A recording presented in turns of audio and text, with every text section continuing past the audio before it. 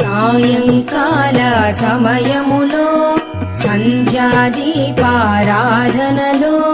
వచ్చును తల్లి మహాలక్ష్మి, వచ్చును తల్లి వరలక్ష్మి. కాళ్లకు గజ్జెలు కట్టింది, మెడలో హారము వేసింది, పిలచిన వెంటనే పలికింది, అడిగినదంతా ఇచ్చింది. సాయంకాల సమయములో సంధ్యాదీపారాధనలో